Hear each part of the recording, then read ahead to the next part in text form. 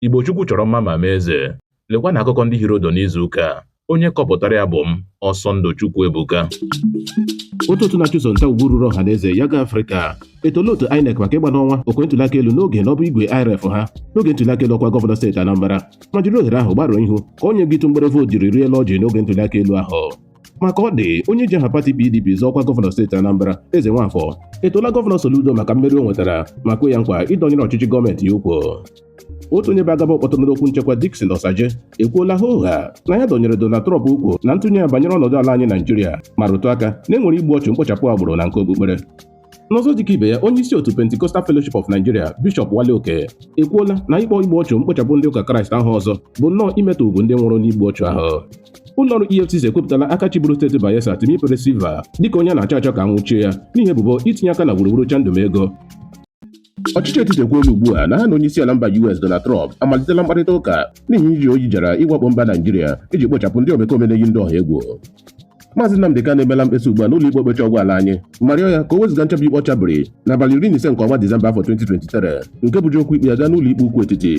A ga-echeta n'ụlọ ikpe mkpegharị nọrọ n'abalị 13 nke ọnwa Ọktoba afọ 2022 tọhapụ Nnamdi Kanu ma n'ụlọ ikpe okpecha ọgwụ mechara nye iwu ọ malitekwa okwu ikpe ya n'ụlọ ikpe ukwu etiti.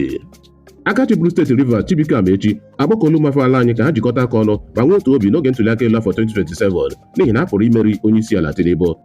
Ụlọọrụ NAFDAC ekwuola na a ga-amalite itinyere n'ọrụ mmachibido amachibidoro irepụ mmanya ọkụ agbanyere n'akwụkwọ sachet malite n'ọnwa Disemba afọ a. A ga-echeta na ndị ụlọ sineti nọrọ na nso agbarụ ihu ka nkesa mmanya ọkụ sachet jiri na-arị elu ọjị. Onye isi ndị soja n'oge gara aga Lieutenant General Tukur lara ezumike nka akatọla nkọrịta n'etiti Nyesom Wike na otu onye Lieutenant ndị agha Navy Ahmed Yerima na ụnyaahụ bụ Tuzdee na Abuja. Buratai rụtara aka n'iji okwu ọjọọ ekwute onye agha soja kwesịrị ka Wike rịọ arịrịọ mgbaghara ozugbo n'ihi na nke ahụ bụ ihe iji anya okwu nchekwa ala anyị.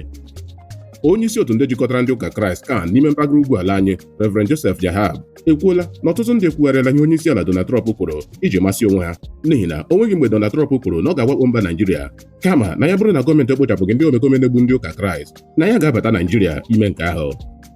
Na steeti Kano, ndị ohi agbakpola obi gọọmenti ma zụrụ otu ụgbọala Hilux nke osote gọvanọ. Nke a mere n'ezi ụtụtụ Mọnde gara aga n'agbata elekere 4:05 dịka ha nyapụrụ ya na-enweghị mgbochi ọbụla.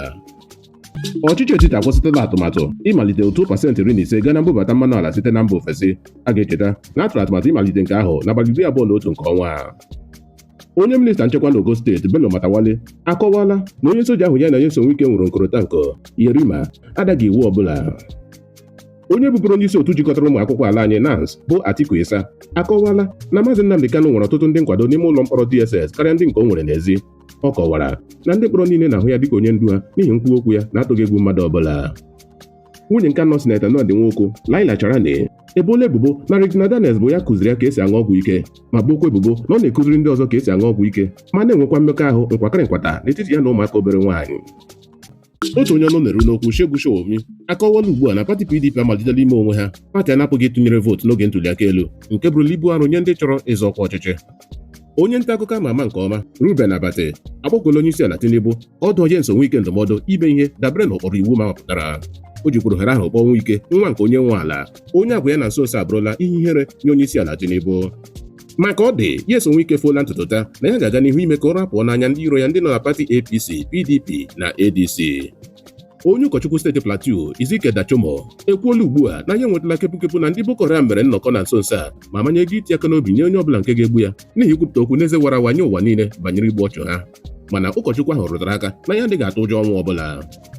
Otu jikọtara ndị agha Army, Navy na Air Force lara ezumike nka akatọla Nyesom Wike maka ịkpọ onye agha onye nzuzo ma kpọkwa onye isi ala Tinubu ịchụpụ ya pụọ n'oche ọrụ ya ma ọ bụ buji ya n'oche ọrụ ọzọ.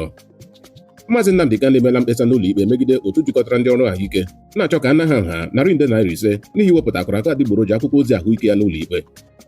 Ọ bụ bụ akụkọ ndị Hịrị n'izu ụka. Sonyere anyị na YouTube, Facebook nakwa WhatsApp chanel anyị na Akụkọ n'asụsụ Igbo.